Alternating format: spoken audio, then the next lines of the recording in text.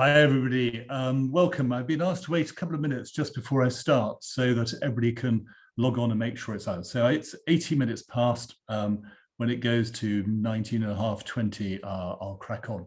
I think the first thing to say is, if you can possibly get to a telephone directory, and you will need one page of this. Failing that, a sheet of A4 paper will do. But actually, this kind of, any kind of cheap rubbish paper of this sort, tissue's no good, but the trusty kind of yellow pages, if you haven't chucked it out already, is pretty useful. And unless you're a good ripper, a pair of scissors is pretty good. And you might find a ruler useful, but all we're going to do is to cut out a rectangle of paper yay big. So this is not really kind of complicated high levels of Japanese origami. This is just going to be a pretty thing. Right, so bung in the chat if you are the proud owner of yellow pages, but I'm after in particular one sheet of paper just so that you can actually make the plane. And if you know that you can make it, you'll feel so much more confident, but don't wing it with a class first time round.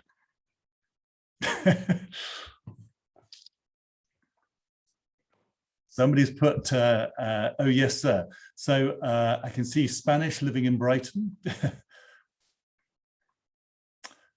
I should say, just as a way of background, I'll repeat this later on, that I teach predominantly secondary school, but my youngest class is year 5, and the oldest class with which I've done this activity is year 11. You could do it with older kids, but actually, you know, you'll see, you'll get the idea. If you do it with older kids, you need a more complicated bit of English. So I'm going to start. My. Here we go. Just to open up my share.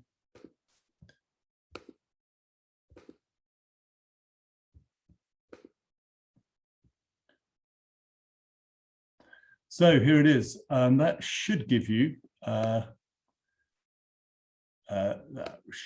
right, a sheet of paper, un avion de papier in it, and I'll try and keep an eye on the chat as we go along, but we'll just see how it goes. So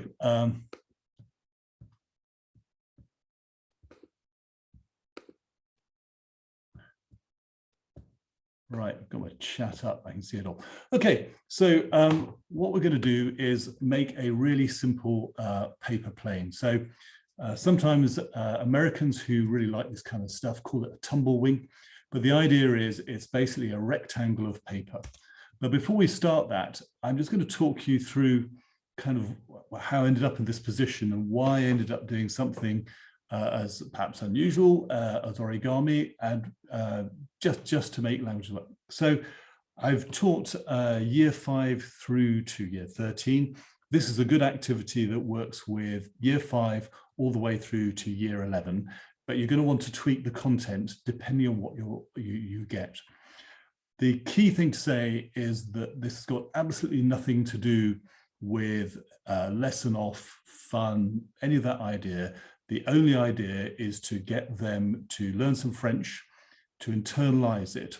And one key thing with all of this sort of production that I do is that they are going to do the assessment, ideally to video, meaning probably mobile phone, and they're going to have to speak some French and do something else at the same time, which they will think is vaguely fun. So this is a really good time to do this, is if you have something in the week before half term, they will confuse it with fun, but actually what you're asking them to do is to do a piece to camera, which you're going to assess very quickly, but actually they're having to use another part of their body. And it's the whole like tapping your head, rubbing your tummy thing, that there's quite a cognitive overload. And if they can do that, they're going to be fine in an exam. So I said origami because I suppose it is folding paper. But look, if you can cut a rectangle of paper and you can do 4 straight folds, that's all you need. So this is not going to be rocket science for your kids. It's pretty simple ask, and Year 5 kids are absolutely fine with it. I've done it with younger kids, but not in a foreign language. So what am I trying to teach in this? Well, I'm trying to get them used to avoiding the GCSE, which for people outside England is the kind of A2, B1 on the Common European Framework exam that our kids do usually when they're 15, 16. And the bit they find most stressful is the oral. So I'm trying to give them some sort of confidence in presenting something in what's a stressful situation. And the stressful situation is doing it to camera, knowing it's going to be recorded. I also need, because it's very, very important in our classes and in the exam, that they've got to use the past, present, and future. And I'm particularly keen to get them to use those three together. What you can find is you teach, say, in French, the passé composé, they get really good at it, you move on to something else, and it's all gone. So I want them to be presenting something with, I've done this, I'm doing this, I'm going to do it. And that will obviously depend on the ability of the kids. And lastly, motivation is a big issue. In 1 year, I taught in a school which had an absenteeism rate of 15%. This is extremely high. And kids would say, what are we doing next week? And if you didn't say something interesting, they just didn't turn up. So really at the back of my mind is, how can I appeal to kids to get them to turn up, but actually do something I find useful? And, you know, if they're not in class, well, you know, straight away I've lost. So getting them to turn up, and also, you know, it's great if a kid's a linguist, they'll come to your class, they love it, etc. Well, they love it, they'll come to class. But actually, if you need someone to turn up, well, why not appeal to something like popular science? And popular science is quite a useful one. So in the assessment, they're presenting it to camera, they think they're some sort of TikTok star, but actually what you're really doing is making a recording for it. So when you're inspected, you have got evidence of progress, and it's far harder than they think it is, but you're going to scaffold it and obviously make it fairly easy. I've said already that depending on the year group, you're going to change the vocab and the grammar. So for a year 5 class, I might just use the compound future. So in French, je vais manger, or voy a comer in Spanish. And I'm going to put in extra bits of language. I'm going to have some extension activities, but I need to be able to tweak it to the ability of my kids and the interests. So if they're not really happy with what I'm doing, if it's too difficult, they're just going to zone out. So listen out for when I go through this. Always think, is there a question? Is there a negative? Is there past, present, future? Yeah. Is there an opinion? So I'm generally going to build in those things because that's what I want kids to be able to do. And coincidentally, that's pretty much the bedrock of the exam I'm preparing these kids for. So if you also have a STEM day for people outside England, STEM is science, technology, engineering, and maths. And in England, it's fair to say that STEM rules the roost. So in any school, the head is going to be really keen, parents are going to be really keen, I think it's fair to say government is really keen that we're promoting something to do with engineering, that kind of world. So overlapping it with something, and physics is probably the most obvious department. Hey, find allies in other departments. You're not just linguists doing their own thing. You're actually making friends, working with people in different department. If you ever need a really easy school assembly, pretty good. If you want to put a video up on your website, fine. You can get one year group to demonstrate it to another year group. And that means they have to internalize it. If you do the Language Leaders Awards, it's a really good unit because they get to think about the pedagogy, they can present it. It's almost certain the destination class won't have seen it. Yeah, any sort of open day, parents' evening, etc., etc., etc. So if you like this way of teaching, and you know, maybe your cup of tea, it may not be, then I did a lecture on more varied sorts of creative approaches. Last year, I did talk at the language show on a magic trick, 3 cups, 3 balls, and some people came to that. So in terms of the resources, well, what do you need? At the end, the last slide of this presentation gives you the teacher's notes, and those are really quite detailed, and they give you links to YouTube tutorials, etc. You can download this presentation, but you won't want to use every slide. You wouldn't want to use this slide with a class. So roughly, I would suggest when you get the first picture of to measure, that's where you're going to start, but I'll draw your attention to it when we get to that slide. You're also going to have the exercises, so they need various printouts or something sent digitally so they can access the language and look at it. And I've also made a little sheet that might be useful for you, is to help people when they go wrong. Yeah, so when people try and make this, they tend to do the same sorts of errors, and there are 3 things they can get wrong. If you know what they are, then it makes your life much easier trying to help them. So this is in fact the sheet there. So any of those red things, they've done it wrong, and the green stuff is it. But it's pretty easy because they always make the same mistakes. So what about the cost? Well, it's going to cost you £0. Yeah, all you need is that paper. As long as you're the proud owner of some scissors and a ruler, it's going to cost you nothing, which in this day and age is probably pretty useful. We've got the next couple of slides, and the teacher's notes give you some games you can do before that. So one thing, you get them, it's 2 teams in a straight line. You give each team a ruler, and you get them to say to each other, "Can I have the ruler, please?" Or "I'm going to use the ruler." Then they hand it to each other. So it's a sort of pass the parcel relay race, and they can internalize some of the vocab you're going to use. If you don't need that kind of activity, or it's not right for your kids, bin it. But there's a lot of extra stuff that I'm not going to talk about. You might want to do this. You might want to tell them it in English. It just depends on your idea. But the idea is, at the beginning, you explain that they're going to present a small film as if they were on TikTok, Blue Peter, whatever your frame of reference is, and you're going to use either just the compound future or the present, the past, and the future, and what the homework is. And the fastest you can possibly do this is an hour and a half, and that would be cracking on at a fair lick. So you're probably going to need, for most people, 2 lessons. It's not a bad activity for half a day because there are extra activities there, but get in your brain how long it's going to take. And you're thinking really probably 2 hours would be fine, and you might need longer, simply depending on an age and ability. The second slide, again, you may want to scaffold some of this. Je vais piloter l'avion, j'ai piloté l'avion. Okay, obviously, and there's a Spanish version of that.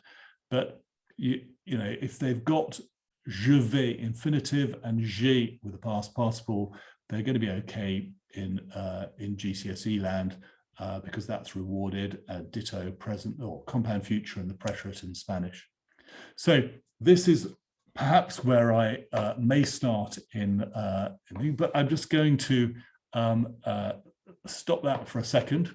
I'm just going to go back to my presentation, and you're just going to see what it is we're actually trying to do. So I'm just trying to get myself so I can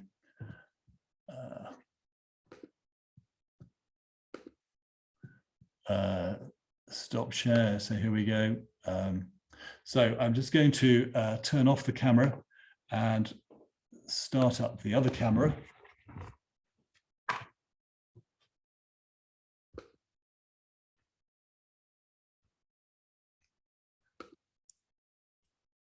Yeah, and that we're in business here. So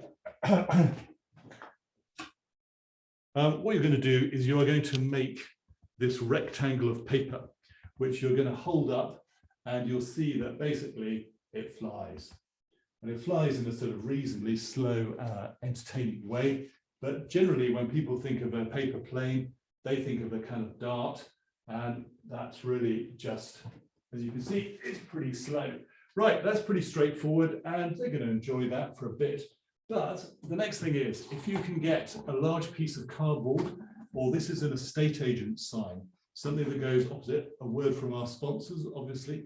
But actually what I'm going to do is hold this, and you've got all the instructions how to do it. And I'm going to be able to make this fly indefinitely.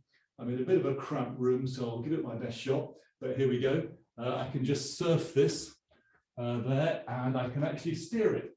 So I can go around the corner and come there, and with a bit of luck, I'll be able to get it to land back on the desk. There we are. We've got it. So that's actually what you're going to make. I'm just going to switch back to my normal camera.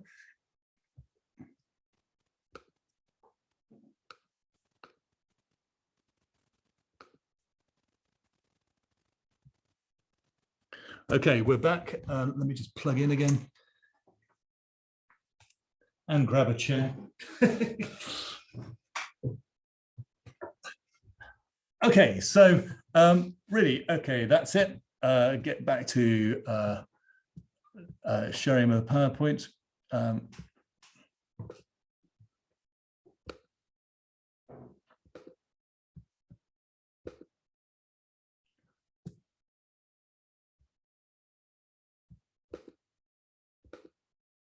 Okay, so what's going to happen is we're going to go through and the kids are going to learn this.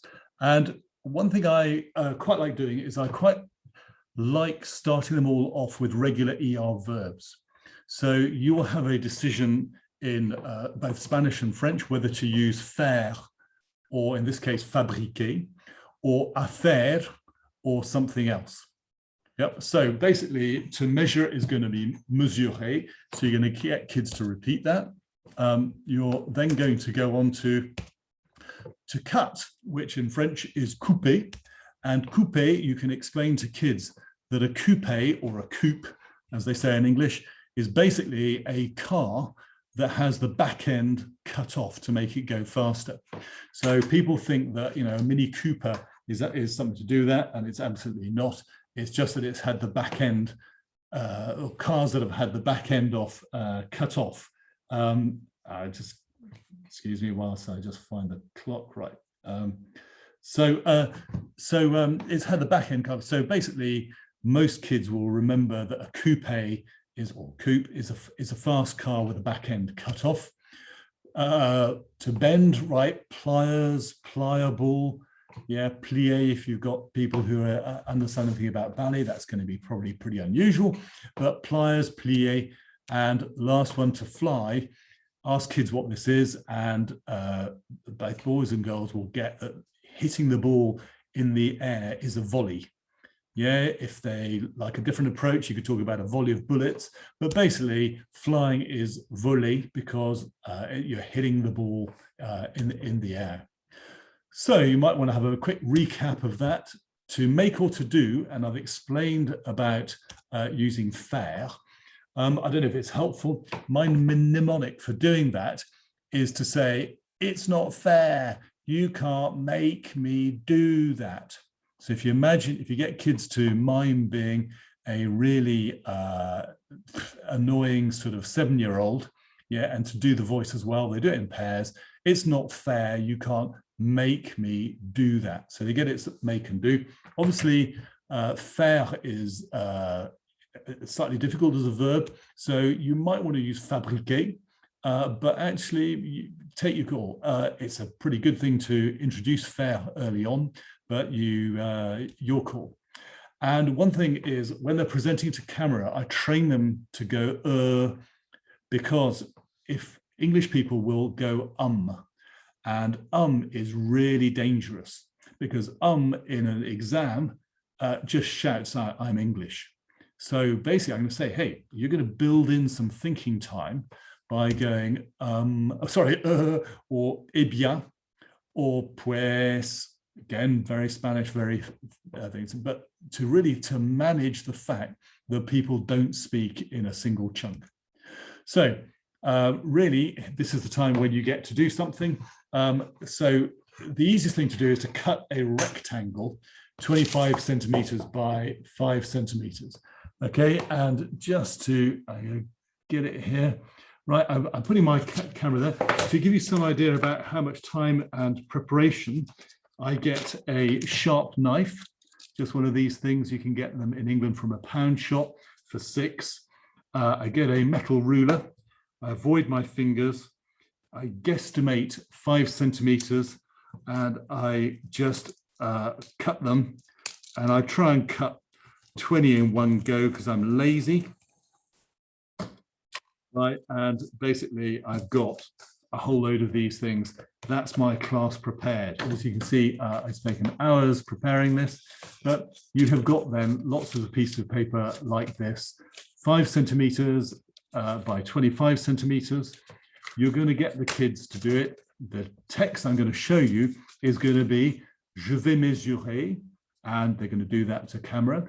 You may get them say "Je vais mesurer," "Je mesure," "J'ai mesuré," and you decide how much of that you want. For better kids, you can get all 3. You may not have taught it. They can still have a lot of fun by going je vais mesurer and just doing that in the future tense. So the next thing you do is you put it on a flat surface and you imagine roughly 1 centimeter back and you fold this up. Yeah, so basically it's sticking up and then you kind of fold it back again. So if you can see it, it's kind of folding up there. You don't want it folded right the way across. You want it folded up like that. Yeah, you then turn it upside down and you do the same on the other side. So what you've now got is something, because I'm going to fold it there, is slightly S-y. So it's a sort of S-y shape. It's not folded right over and it's not folded right over. I'll show you the 2 things that people get wrong. They usually fold it, or they can do, if you fold it into a U shape. So both of those, they're red because it's wrong, are folded up. That's not going to spin. And the second thing they do is that they fold them over too much. They fold them over and they fold them over and they just leave them folded over like that. So the end looks very much folded over, folded over.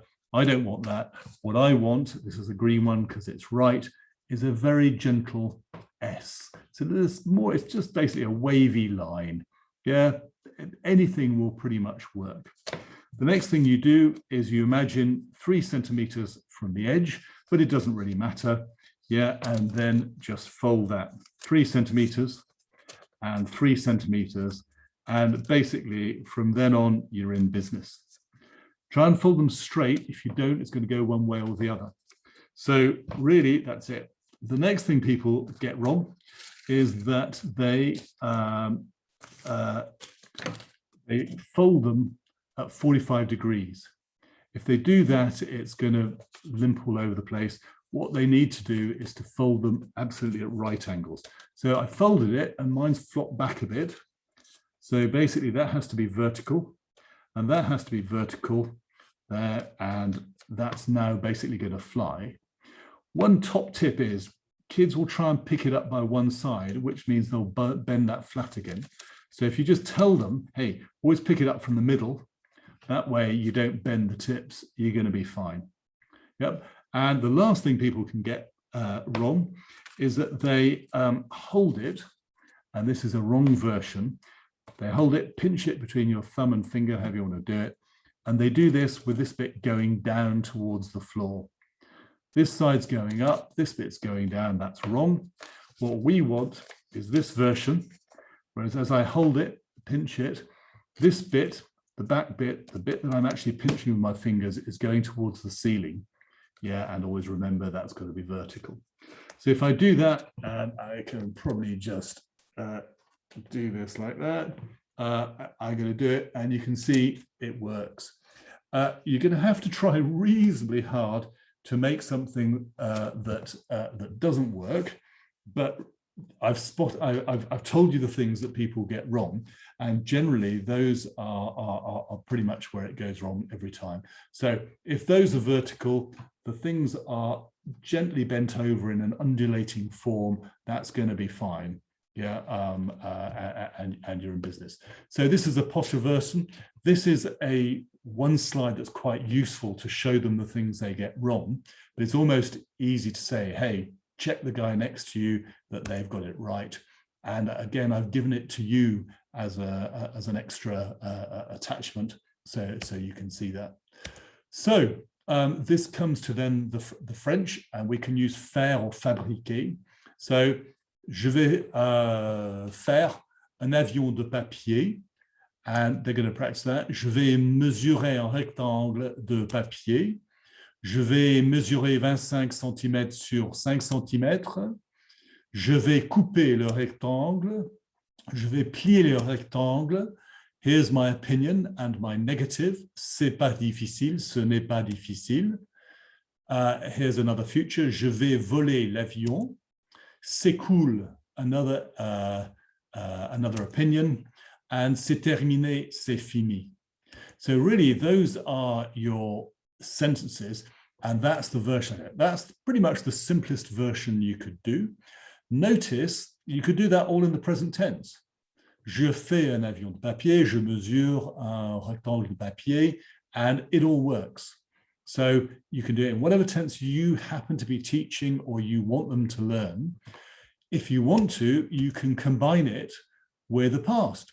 J'ai fait un avion de papier, j'ai mesuré, etc.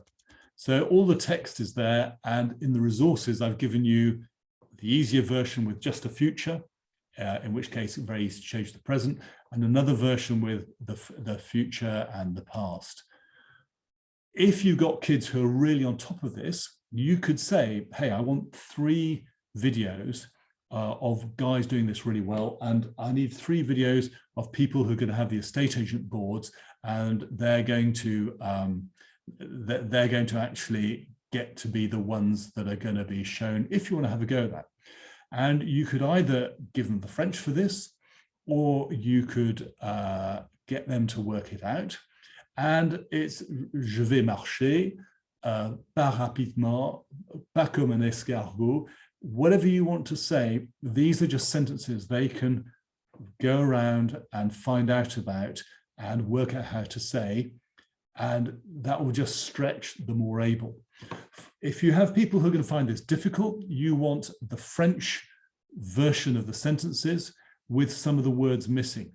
So, je vais m ... or je vais mus ... le rectangle de papier. So for weaker pupils who may struggle to remember the stuff, and what you're going to do is you're going to have your sheet of paper in front of the kid just to one side of the camera. So the kid looks like they're more or less looking at the camera. You can see that they're probably trying to read by their eyeballs if it's a close shot. But the idea is that they get to present to camera, but with the support of the text. And either there could just be one, just a single word like mesurer, yeah, or to measure, or I'm going to measure, or je vais m ... or je vais mesure. So you can scaffold that help for different kids. It's all on Word documents, so very easy to do. So if you want some more ones, je suis pilote. I've deliberately put that in because I don't want them to learn je suis un pilote. Yeah, soy piloto. Yeah, and you could obviously go through that. Why? Because that's going to come up in. So you can basically make this harder or easier as you want. If you've got extra stuff you want to do, you can go that way. And these are some instructions, but the best thing to do is to watch the videos. The videos are in English, and it's quite useful to know that this is a really big thing in American schools. So a lot of the ideas, I've looked at what American schools do in their science fairs, and they tend to get kids to present a little topic, and often with a practical demonstration. That's a very American thing. And, you know, typically be 2 kids to one table, they present something. And that's a rich source of popular science activities. Yeah, a kid is much better with a physical model of something and talking you through it. It's just an aid to memory. If there's physical movement, often things stick better in memory with many children. So really that idea, steal things from American schools. And also when they get good at that, that's your kind of open days, your activities with what younger kids. So the videos with instructions, and this is the bit about how to walk along with a bit of cardboard.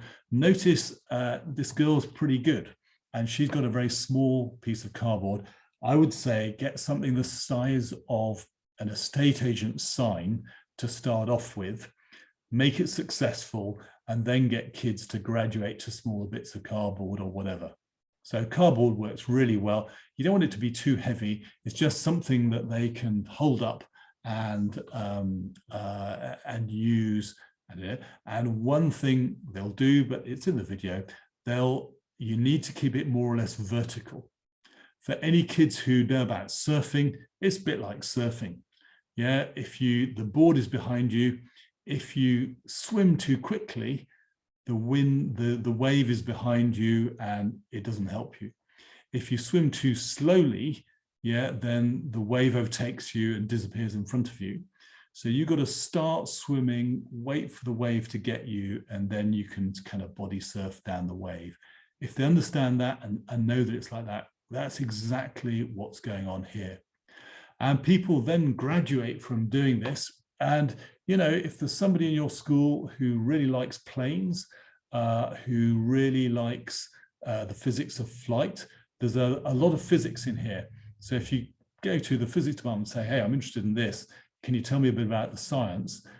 You've got, and you might want to just jot this down. I'm saying this because I'm a very keen hang glider and paraglider pilot. So I happen to know about these things. It's not really it. So it's basically two things. One is something rotating creates lift, you know, like bend it like Beckham. When he kicks the ball, it twists. Well, why does that happen? It's the same as this. And the second thing is a thing called wing in ground effect. So if you write those on a piece of paper, take it to physics department and ask for their help, they may even come and get into it and, you know, do your class for you and come in and show you how. Or you may be able to do a joint project with the physics department. There's quite a lot of flight, although not very complicated, in certainly Key Stage 2 and bits of Key Stage 3. Well, yeah, by extension. So real information about how to get the various videos, then they're all there. Things that you can just print out. If you want to print this out and get kids to make this version, this is a posher version. You can photocopy it. Frankly, this works really well. I just can't be bothered. I'd love to be able to do it, but you know, it makes it easier for them if you think they're going to not get it right. The only thing that is important is not so much how big it is, but how long it is compared to how wide it is. Okay, and generally that though it's right on that sheet of paper, it's right on this. I went for these sizes because a lot of telephone directories are 25 centimeters, which means I can get my knife and just slice it, lesson preparation finished. Yep, and also these ones fly really pretty slowly. So actually kids are really impressed if they fly slowly. If they go fast, well, okay, that's okay. But actually they're quite surprised by how slowly they fall to the ground. If you're really desperate, you can make it out of A4 paper, but really, look, don't. Wait till you find any cheap paper. Tissue paper will work. Yeah, okay, kitchen towel won't work, but this kind of really cheap recycled paper, it's very light and it's quite stiff. That's really important. Make life easy for them and for you. You know, that's pretty much the way to go. So moving on then, I suppose in conclusion then, you've got all of the things you could want there. If you like that way of teaching, then look at the YouTube creativity lecture. All of the files, resources you need are in this in this bit here, and so that is everything you need. And just as perhaps as a way of finishing, before I ask you if you have any questions, if I'll just scrunch up 3 pieces of paper, and I'll just get, whoops. Well, when I say I'll just get,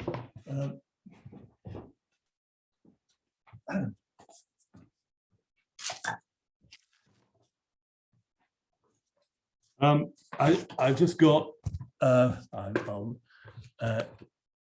just stop the share. Okay, so if I just put it down here, so I've got some pieces of paper. This is the same sort of idea, and this is what I did last year at the language show. Again, listen out for the language. Bonjour, je m'appelle Nicolas, je vais présenter une illusion. C'est pas compliqué. Il y a 3 papiers, il y a 3 tasses. Je place les tasses, je vais placer le papier sur la tasse, j'ai placé le papier sur la tasse, je place la tasse sur la tasse, je tape, and it's there. So, je place les tasses, je vais placer, je place, j'ai placé, je place les tasses sur la tasse, je tape, 2 pieces. So, look, that's a really simple thing, but that if that's the kind of thing, most kids will want to learn how to do that. But I'm showing you that because really it's the methodology that I think is interesting, is that you give them something they might find interesting and that they want to do. And then you ask them to present it as a video assessment. It's a record. They'll generally want to do it and they like performing, which is great confidence for visiting the country for any sort of exam. And generally for people who don't particularly enjoy language learning, this might be a way that just encourages them to right. I can see then it's 4:55. So if there are any questions, then please ask them in the chat. Let me just scroll down here, and then by all means do. Failing that, I think really I'll pretty much sign off and say I would encourage you to explore that way of teaching, but really you have to vary the level with your learners, with your personality. So personally, I'm a juggler. I can't stand magic, but kids liked it, so fine, if they like it, I'll do it, because I get them to internalize that language. I can just feel well, I'm glad I'm glad you enjoyed it. Yeah, well, sorry, I need my glasses. Oh, the last tricks. Oh, I'm really sorry. The reason I don't like magic is that they never tell you how it's done. I really apologize. The answer is in the middle cup, there's an extra piece of paper.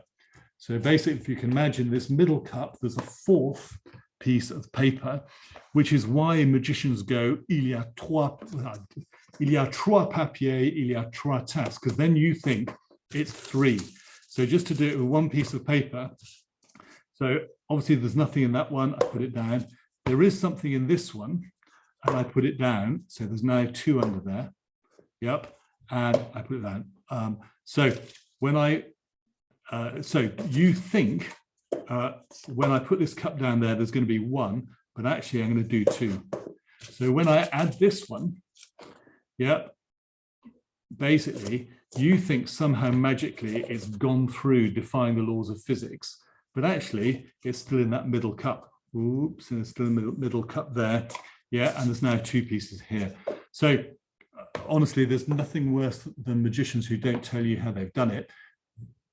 Kids will enjoy it, they'll enjoy the performance and encourage them to share the knowledge. You know, that's not the point.